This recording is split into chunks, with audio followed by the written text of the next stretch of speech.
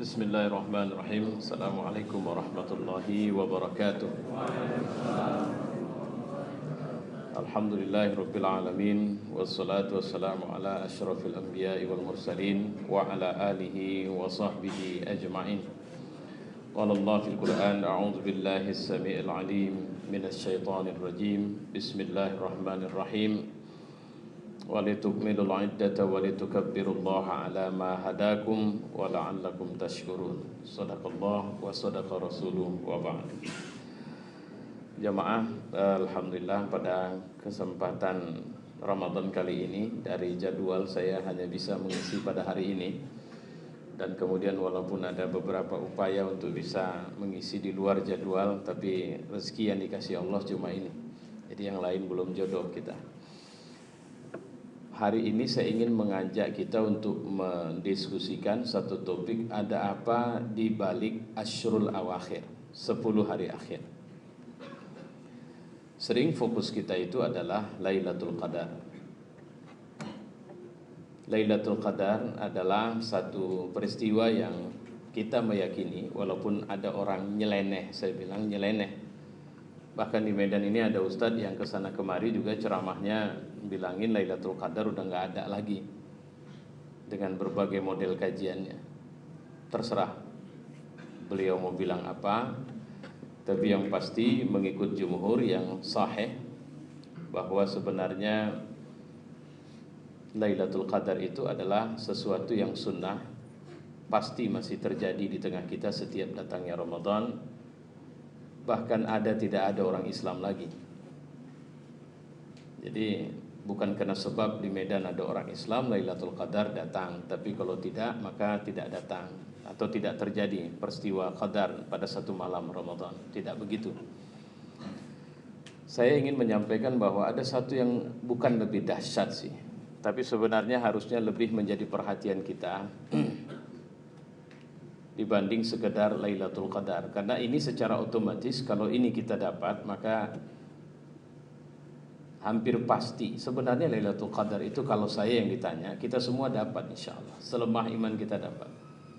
Kecuali memang udah tak bisa ditolong lagi imannya.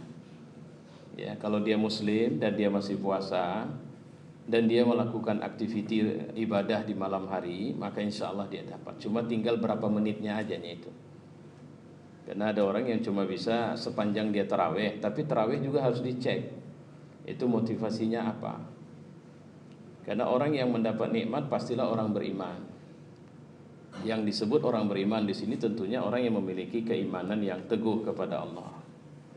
Terus apakah orang beriman tidak bisa bersalah? Enggak, bisa. Yang dapat Lailatul Qadar siapa? Orang bertakwa. Apa orang bertakwa tidak mungkin berdosa? Mungkin. Bahkan orang bertakwa masih mungkin melakukan perzinahan, mabuk, berjudi dan sebagainya. Kenapa? Karena kalau kita cek dalam surat Ali Imran ayat 133 sampai ke bawah, itu diceritakan rangkaian orang takwa itu. Uiddat lil muttaqin, disediakan untuk orang bertakwa. Dan orang bertakwa itu urutannya ada satu begini. Wa idza fa'alu fahishatan aw zalamu anfusahum. Jadi ada dua kemungkinan dia bergeser dari titik ketakwaannya. Pertama, fa'alu fahisyatan, dia melakukan sesuatu yang fahisyah. Fahisyah itu apa? Nista, memalukan. Jangankan orang lain, dia saja pun malu. Apa sajalah itu. Kalau contoh yang gamblang diceritakan Quran, fahisyah itu adalah iqtarabuz zina, mendekati zina. Ya, la taqrabuz zina innahu kana fahisyatan. Apa yang dimaksud fahisyatan adalah az-zina. Jadi langkah menuju perzinahan itu adalah langkah yang memalukan sebenarnya.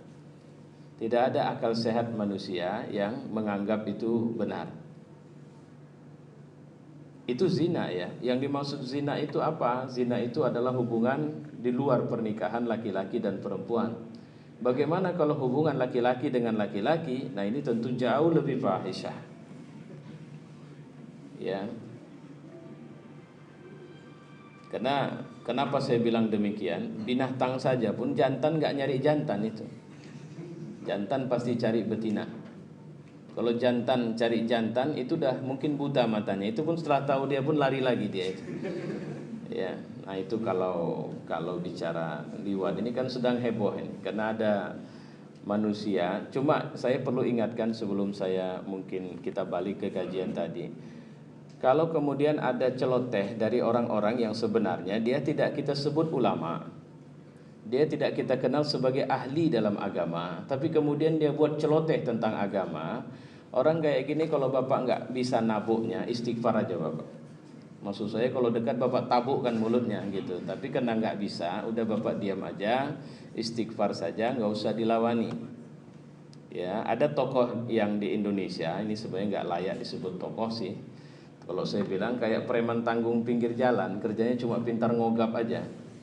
Begitu didatangi, saya pernah dulu baca ada kisah humor, tukang becak lagi nyetir becaknya, dilempar batu, kena kepalanya, putarnya becaknya ke tengah kerumunan anak-anak tanggung ini.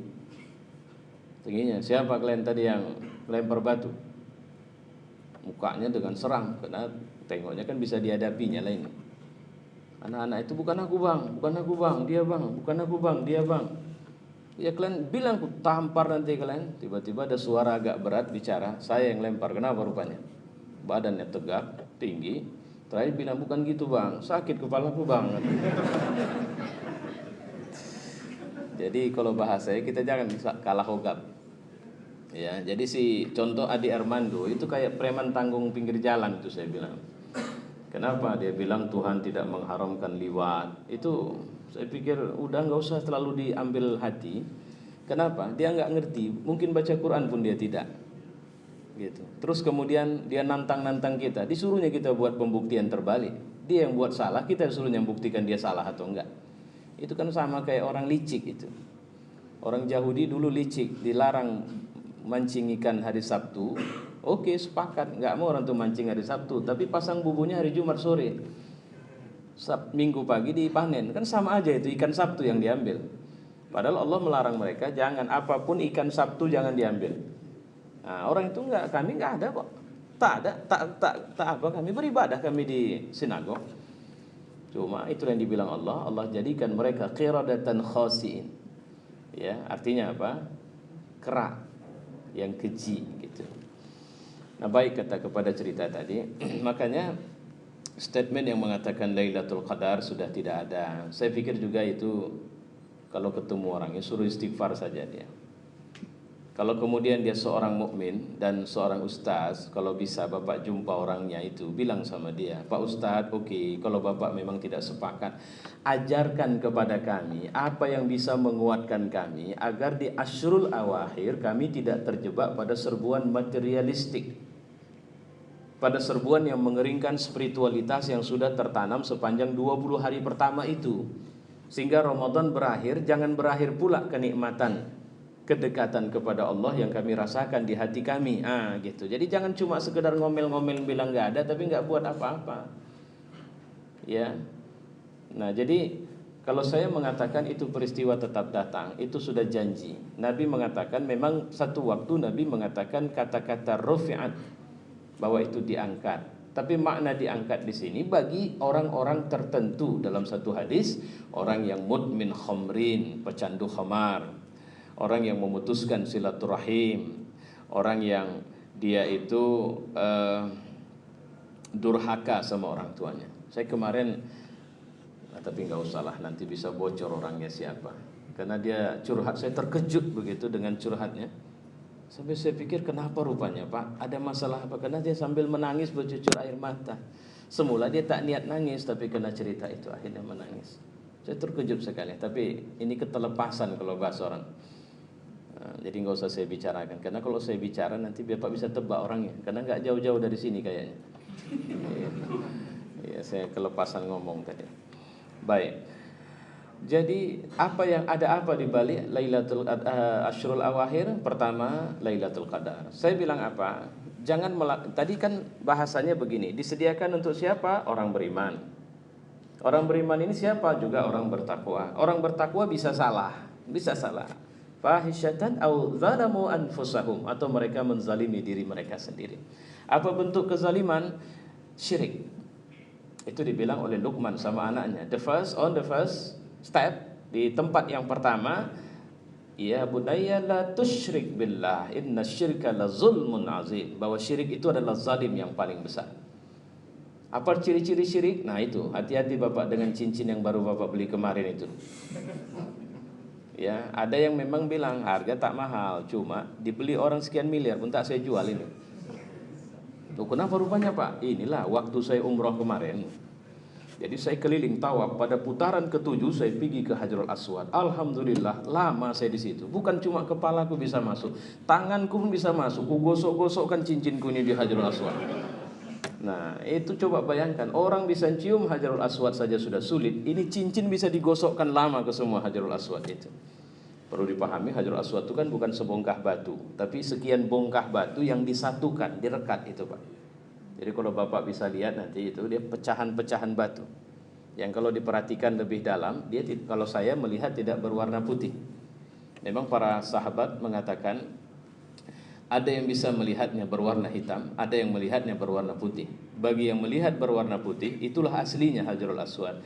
Bagi yang melihat berwarna hitam, itu karena sebab ada satu penjelasan, tapi saya tidak mengatakan kalau ngelihatnya warna putih lantas itu alamat baik sama kita, nggak ada, bukan itu maksudnya. Ya, hitam itu karena kelamnya kemaksiatan yang sudah dilakukan umat manusia. Dan Hajarul Aswad itu sebenarnya sebongkah batu sebesar ini, pecah kenapa? Karena pernah ada perang, ini diperebutkan, sempat dibawa lari dari Masjidil Haram itu.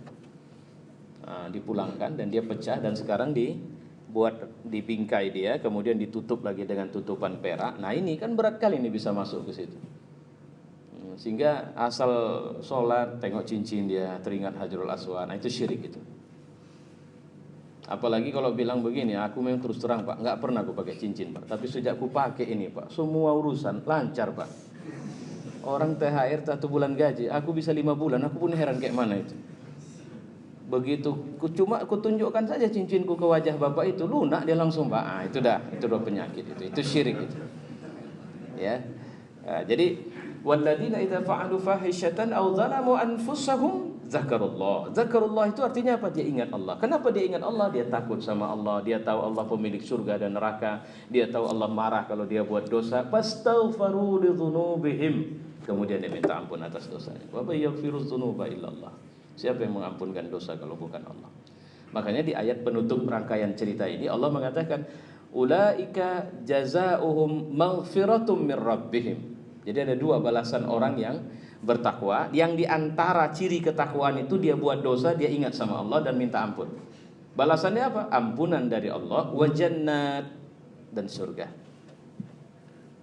Nah, Asyrul Awakhir, oke, kita beriman, kita bertakwa. Tapi ketika kita melakukan satu amal kita itu harus tegak di atas landasan niat yang ikhlas. Ikhlas itu artinya apa? Hanya fokus pada janji Allah. Kalau fokus pada janji Allah, apapun yang didapat dari dunia, dia tidak terganggu dengan itu. Karena dia sudah, kalau sering saya pakai istilah, kita sold out, kita sudah terbeli, Allah sudah beli kita. Di dunia ini kita cuma penghuni surga yang mampirnya ini. Cuma jangan jadi gagal balik. Karena banyak orang yang kalau di film-film itu kan, ada yang pergi ke planet lain, hancur pesawat yang di tempat, tak pulang dia lagi ke bumi. Nah, jangan sampai kita tak pulang balik ke akhirat. Arti tak pulang, lahir sebagai hamba Allah, pulang sebagai hamba dinar, hamba dirham, hamba jabatan, hamba kesenangan hidup dan sebagainya. Itu yang Allah ingatkan. Makanya prosesi Ramadan ini adalah gelombang apa istilahnya? Kalau air kotor dibersihin, disuling ya Pak, atau di apa istilahnya? Jadi proses penyaringan terus menerus dia. Sampai ketika di ujung Ramadan kita sudah kembali kepada fitrah. Jadi sebenarnya Allah mau melakukan proses terus pembersihan fitrah kita yang sudah ternoda ini. Ini sebenarnya akhir Ramadan. Jadi ada apa di balik akhir Ramadan? Dalam prosesi itqum minan nar. Kenapa dibebaskan dari api neraka? Karena di proses 10 hari kedua dia sudah tuntas, diampunkan Allah. Karena itu tahap maghfirah. Harusnya kemarin itu setiap kita teringat dosa, astagfirullah ya Allah, aku pernah berzina, aku pernah ngambil duit haram, aku jangankan ngambil, udah masuk ke perutku, sudah jadi darah daging. Ya Tuhan, aku sudah pernah ini, aku sudah pernah ini, kalau tidak kau ampunkan berdosa aku. Nah, di 10 hari akhir itu, 10 hari yang kedua, itu terus menerus menjadi zikir kita untuk kita minta ampun kepada Allah. Begitu masuk hari ke-21, kita sudah berada dalam apa istilahnya, perapian pembukuan. Kalau istilah pajak ada penghapusan pajak, sehingga manfaat dan tidak ada sanksi lagi. Jadi untuk proses dihapuskan kan harus ada pembetulan tata pembukuan atau administrasinya. Dan 10 hari akhir ini adalah proses idqum minan nar. Sehingga kalau Bapak tengok, gawat, nyaris awak kemarin, kalau nggak sempat minta ampun selesai. Karena begitu tidak diampunkan, begitu masuk hari ke-21, fokus Bapak itu bukan Lailatul Qadar, tapi THR. Kapan ini? Kok belum keluar juga ini? Bapak udah. Mak, kok aku kalian? Nah itu. Ada yang sudah tuh fokusnya adalah mudik. Padahal ini prosesi mudik. 10 hari ini prosesi mudik. Mudik jadi apa? Jadi hamba Allah. Mudik pada penugasan pertama yang Allah buat. Jadi hari ke-21 sampai ke-29 atau 30 nanti adalah hari menuju mudik. Dan tempat terbaik untuk merasakan nikmatnya mudik adalah masjid. Itulah kenapa Nabi dia menggunakan masjid itu 10 hari akhir sebagai rumahnya. Ngapain? Ya enggak semuanya di situ. Kecuali hal-hal yang tidak bisa dilakukan di masjid, dia keluar. Selebihnya dia di masjid. Makanya kalau kita ada, ini budaya etikaf ini memang banyak yang masih harus diluruskan, tapi nggak apa-apa lah. Kalau saya bilang etikaf itu cut off. Cut off itu artinya apa? Nggak usah update status lah. Ini etikaf lebih banyak apa? Detik per detik ketemu di Facebook perkembangannya. Ya. Suasana jam sekian etikaf, suasana sahurnya, suasana ini. Ini etikaf atau sedang? Kalau etikaf itu matikan sosial mediamu. Karena itikaf itu kau tidak perlu melaporkan kepada makhluk, kau laporkan kepada Allah. Karena begitu pelaporan satu ibadah disampaikan kepada makhluk, maka yang terjadi apa? Yang terjadi adalah proses setan dan nafsu bisa teraktivasi kembali. Ngapain? Ngerusak. Dari mana masuknya? Dari celah yang bernama ujub, riya, sum'ah, buruk sangka. Kenapa yang dimaksud dengan buruk sangka? Tak aku tengok si anu. Ya, misalnya begini, tuh satu-satunya ustadz yang itikaf malam ini di masjid kita. Targetnya ternyata di situ ada mafhum mukhalafahnya. Tak ada ustadz lain kecuali dia. Yang lain ku tengok pada malas semua. Nah, itu yang mafhum mukhalafahnya. Arti keinginan tersembunyinya. Sudah tutup, handphone pun bilang sama istri, ini handphone saya tinggal, cari saya di masjid. Kenapa? Karena saya sedang prosesi itikaf itu kalau bahasa saya itu seperti seorang sedang sakarat. Pelepasan fisik di mana ruhnya akan keluar, atau seorang seperti akan partus melahirkan, di mana bayi yang dalam rahim itu akan keluar. Jadi proses menuju keluar itu kesakitan demi kesakitan, bahkan tidak sedikit dengan darah. Maka kalau kita strengthnya itikaf Nabi bukan hanya di masjid, tapi bangun tenda di masjid. Jadi Bapak kalau saya ditanya, Bapak boleh bawa tenda apa istilahnya? Ada itu yang kayak mainan anak-anak itu tenda kecil. Oke. Jadi bangun di sudut di belakang. Selama itikaf itu boleh dipasang. Karena Nabi dia minta dipasangkan, dibuatkan para sahabat tenda di dalam. Jadi pokoknya kalau dia keluar dari tenda, dia masih bisa diajak diskusi. Tapi kalau dia sudah masuk, jangan ganggu lagi. Itu adab itikaf yang di masa Rasulullah SAW. Karena ngapain? Ini proses apa? Dia ada dosa yang kita bisa membersihkan atau dibersihkan melalui nasihat orang sama kita. Tapi kalau menurut saya lebih banyak dosa itu yang kalau kita sendiri langsung membersihkannya dan kepada Allah langsung kita membuat pelaporan, itu akan lebih mudah bersihnya. Dan itikaf itu ruangnya.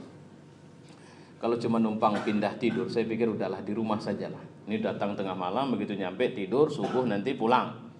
Kalau saya bilang, di mana kenikmatan itikaf bisa dia rasakan? Sudah bagus dia di rumah, dia membenahi hubungannya dengan keluarganya ketimbang nambah-nambah biaya sahur. Ya, panitia harusnya udah buat sekitar sekian bungkus, kau datang pula dia pas malam kali, paksa beli tambah satu lagi. Ya, jadi maunya kita datang itu untuk kemudian kita, makanya nggak usah lama. Sekarang pun Bapak sudah bisa lakukan itu, bukan harus malam. Al-Ashrul Awakhir itu bukan malam-malam terakhir, tapi hari-hari terakhir. Jadi misalnya lepas ini nanti ceramah, Bapak ngambil waktu berapa menit? Saya rencanakan waktu saya untuk muhasabah, taqarrub ilallah 10 menit. Udah, 10 menit itu off-kan semua, Bapak silakan. Mulai dari mana? Kalau kelas kita mulainya dari minta ampun lah sama Allah. Jangan sok kali langsung minta sesuatu sama Allah, itu agak berat itu dapatnya. Ya, karena ibarat wadah, kita ini masih banyak joroknya. Di dalam diri kita ini masih banyak macam-macam. Padahal kalaupun punya prasangka positif atau prasangka negatif seorang mukmin terhadap saudaranya adalah wallahu a'lam bishawab. Mana Pak Anu, nggak pernah Ramadan ini ke masjid dia. Oh, nampak apa dia? Ini sibuk dia. Apa pula sibuk? Ku tengok dia duduknya di masjid. Ada tamunya mungkin. Tak ada, sendirian dia tamunya. Mungkin dia sedang ngerti. Enggak megang-megang HP-nya. Ku tengok senyum-senyum sendiri dia di HP itu. Ada orang yang pingin kali supaya berita kawannya adalah berita buruk. Padahal seharusnya kalau kita tidak tahu bilang saja wallahu a'lam bishawab. Selesai. Tak tahu aku. Mudah-mudahan dia dalam kebaikan. Nah, cuma kita ini kelasnya udah apa? Kelas kanibal tapi masih tingkat halus. Udah mau makan saudara sendiri tapi kelasnya bukan kelas makan dagingnya. Cuma secara psikis makannya, nyeritain aibnya, sebagainya. Rasanya itu bisa berlama-lama di situ. Nah, i'tikaf juga tidak ada ruang ngobrol. Kalau i'tikaf. Dan inilah penyingkapan. Kenapa saya bilang tadi? Salah satu yang kedua setelah Lailatul Qadar di Ashrul Awakhir ini adalah prosesi menuju kelahiran kembali, reborn istilahnya. Jadi kalau mau dibilang ini adalah prosesi menuju kelahiran kesekian, di mana 1 tahun dari tahun kemarin kita sudah tercampak, terlontar dari orbit asli bahwa kita manusia dan hamba Allah. Kenapa kita merasa kita tidak butuh Tuhan? Mungkin karena kita punya duit, punya jabatan, punya popularitas, punya hebat sebagainya. Dan terus terang, jangan merasa bahwa itu pekerjaan orang buruk. Saya melihat banyak orang yang diberikan kemudahan beribadah, tapi setelah diberikan kelebihan uang, jabatan dan sebagainya, mereka sudah mulai bergeser. Dan jangan lupa, yang pertama sekali hilang itu adalah keikhlasannya kepada Allah. Mungkin dia masih sholat, mungkin dia masih ngaji, mungkin dia masih berbuat kebaikan segalanya, tapi sudah di atas landasan pondasi pasir yang kalau datang angin bertiup bergeserlah bangunan itu. Hati-hati. Dan itu indikatornya Bapak yang tahu. Saya tidak bisa tahu. Karena saya bisa ngelihat ada orang sujud sholat begitu lama di masjid, tapi dia sudah rapuh sekali. Dari mana dia bisa tahu? Pertama, kalau Anda sudah merasakan betapa tidak manisnya ibadah, itu tanda Anda sudah rapuh. Jadi kalau sholat itu terasa beban, baca Quran itu terasa beban, mengaji terasa beban, itu tanda pondasinya sudah rapuh. Jadi sudah kehilangan rasa manis tunduk sama Allah dan taat sama Allah. Kedua, jika ketaatan itu jauh lebih menyulitkan ketimbang melakukan hal-hal yang mubah, itu juga tanda kita sedang terganggu. Ngerti maksudnya Pak? Mana? Udah zuhur nih. Udah nanti kita di Carrefour aja sekalian. Aku mau beli sepatu nih, nggak nampak sepatu. Mau beli sepatu baru. Dan kemudian lebih tertarik pergi ke sana ketimbang melaksanakan ketaatan, maka itu tanda sudah terganggu pondasi dasar keimanan. Terganggu Pak, belum hancur. Tapi hati-hati kalau dia sudah mulai bukan terganggu lagi, tapi terkontaminasi, sudah merasuk. Dan yang paling sulit disembuhkan itu di akhir Asrul Awakhir ini adalah ketika nafsu sudah merasuk ke dalam hati. Hati-hati, jika belalai nafsu sudah menghisap hati kita, maka itu akan sangat sulit disembuhkan. Kecuali harus melalui prosesi karantina total. Yang kalau begini inilah dia total i'tikaf. Jadi i'tikaf itu bukan masalah tempat. Walaupun i'tikaf di Masjidil Haram, di Masjid Nabawi itu punya kelebihan, saya bilang di masjid kita, di kantor ini juga bisa kita lakukan kalau cuma kita mau fokus apa yang Allah janjikan sama kita. Karena i'tikaf itu kita juga sedang melaporkan masalah kita sama Tuhan. Intinya di situ. Wallahu a'lam bishawab. Mudah-mudahan Allah memberi kebaikan kepada kita. Semoga apapun aktivitas hidup kita, akhir kehidupan kita nantinya adalah surga Allah Subhanahu wa taala. Dan saya berdoa bukan cuma sekedar masuk surga, tapi tidak pernah masuk neraka. Itu harus menjadi target hidup kita itu. Ya, supaya tidak pernah masuk neraka, sering-sering ketemu Allah. Sering-sering berada di wilayah Allah yang sering di situ dalam tanda petik. Artinya apa? Jangan pingin masuk surga, tapi lebih sering-sering dugem. Itu malaikat pun bingung, ini kawan kalau dia catatan awal mau masuk surga ini, tapi kenapa di sini terus? Jangan mengatakan aku masih muda, karena banyak orang yang lebih muda sudah meninggal. Jangan mengatakan aku masih sehat, karena banyak orang yang jauh lebih sehat dari kita juga dipanggil Allah. Tapi katakanlah waktuku tidak banyak. Makanya kalau bahasa Quran itu wasari'u ila maghfirah. Artinya apa? As soon as possible, sur'ah. Sur'ah itu artinya kalau Bapak sama-sama saya berdiri di sini, terus ada orang manggil di sana, maka kita berlari sekencang-kencangnya semampu kita. Itu yang dimaksud dengan sur'ah. Jangan lalai. Nah, gunakan waktu untuk kemudian bisa mendekat kepada Allah. Dan jangan sandera dirimu dengan sebuah tuduhan bahwa kalau aku kayaknya berat lah Ustaz masuk surga terus. Kenapa? Karena setan aja pun udah segan sama awak, kena dosa awak lebih banyak. Nah, kalau itu harus disembuhkan dulu itu penyakit menuduh dirinya itu. Karena Allah mengatakan kalau dosa kita di BAP, Pak, dan kemudian buku BAP-nya itu menumpuk di atas semua permukaan bumi sampai setinggi awan di langit, sudah, dan kita minta ampun kepada Allah, selama kita tidak syirik, Allah ampunkan kita. Jangan takut, tapi minta ampun. Yang namanya minta ampun itu seperti saya contohkan ini terakhir dari saya, seperti orang ucap alhamdulillah. Siap makan, alhamdulillah. Itu satu, itu alhamdulillah pertama itu. Alhamdulillah kedua, pingin kali punya rumah, tapi selama ini selalu gagal. Ajukan kredit gagal, ajukan kredit gagal, ajukan kredit gagal. Tapi terakhir ini berhasil. Pak, deal, sudah transaksi Pak. Selamat, Anda mendapatkan rumah KPR yang baru. Alhamdulillah. Itu alhamdulillah tahap kedua. Ada tahap ketiga, mau naik pesawat, cuma karena dia terlambat datang. Sebenarnya tidak terlambat sih, cuma aneh boarding pesawat ini, padahal saya masih punya waktu, kenapa saya dilarang? Oh Pak, mohon maaf, ini kebijakan baru kami Pak, bahwa berlaku per jam sekian tadi, bahwa siapa yang terlambat 5 menit saja untuk kemudian melalui check-in dari waktu terakhir, maka kami sudah tutup check-in.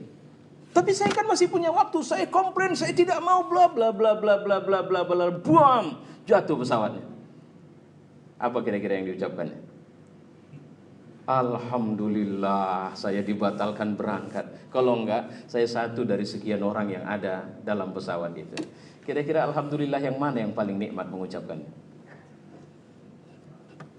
Alhamdulillah ketika kita selamat dari musibah.